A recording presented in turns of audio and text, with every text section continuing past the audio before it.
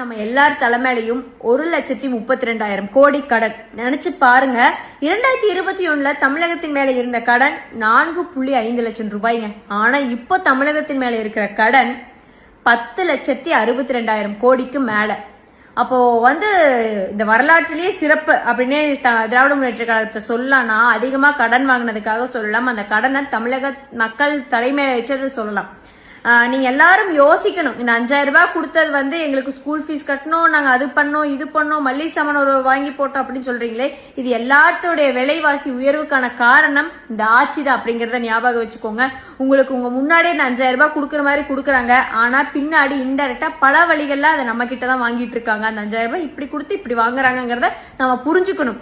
ஓட்டு போடணுங்கிறதுக்கு முன்னாடி இந்த கடனை யோசிச்சு பாருங்க. நம்ம எல்லாருமே இந்த விஷயத்த காமனா யோசிச்சு பார்க்கலாம்னா, ஒரு 10 லட்சம் ரூபாய் நம்ம கடனை வாங்குறோம்னா, அந்த கடனின் மூலியமா நம்மளுக்கு இன்கம் வருமா, அந்த கடனை அடைக்கிறதுக்கு ஒரு முதலீடா பண்ணிருக்கிறோமா அப்படின்னா தான் அந்த கடனை நம்மளுக்கு அடைக்கிறதுக்கான வழி இருக்கும். கடனை அடைக்கிறதுக்கே நம்ம வழி இல்லாம கடனை மட்டும் வாங்கிட்டே இருக்கோம், அதை செலவு மட்டும் பண்ணிட்டே இருக்கோம் அப்படின்னா ஒரு நாள் நம்ம திவாலாகி நிற்போம். அந்த மாதிரியான ஒரு சூழ்நிலை தான் இன்னைக்கு தமிழகத்திற்கு வர மாதிரி திராவிட முன்னேற்ற கழகம் ஆட்சி பண்ணியிருக்காங்க. அதனால தமிழக மக்கள் எல்லாரும் யோசிக்கணும். நலத்திட்டங்கள் கொடுத்திருக்காங்க அப்படின்னா எந்த நலத்திட்டங்களும் சரி வர இவங்க கடனை வாங்கியிருக்காங்க, கடைசிக்கு நலத்திட்டங்களையாவது மக்கள் கிட்ட கரெக்டா கொண்டு போய் சேர்த்திருக்காங்கன்னா அதுவும் இல்ல.